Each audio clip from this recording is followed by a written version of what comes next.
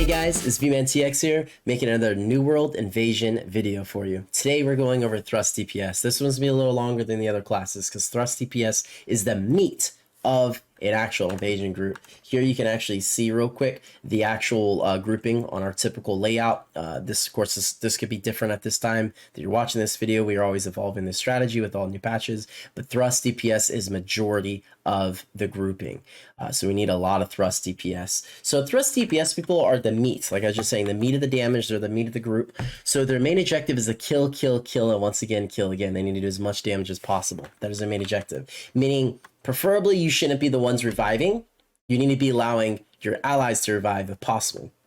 Obviously, there's too many dead people on the route, or the gate. You need to make sure you get in there and revive them. But there's only one or two dead people. The mages, the healers, the great axe people need to be getting those revives. Your job is to mainly kill and do the damage. The most typical and best Thrust DPS build is a bow and spear. So you should, with your bow, like for instance, there's any bosses, they're running the gate or out the gate, whatever, you should be approaching with your bow and shooting them. When you get close enough, pull out your spear, get the rend off real quick. If you have the javelin rend as well, get that off, and then go back to bow to damage them down.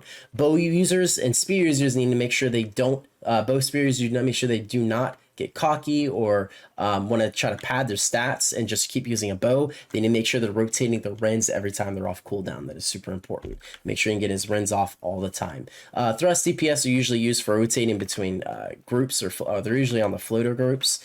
So rotating between doors, between gates, to kill bosses. That is the main objective, is to kill bosses if you're Thrust DPS, because that is the only thing that makes groups really lose, is bosses and suicide bombers.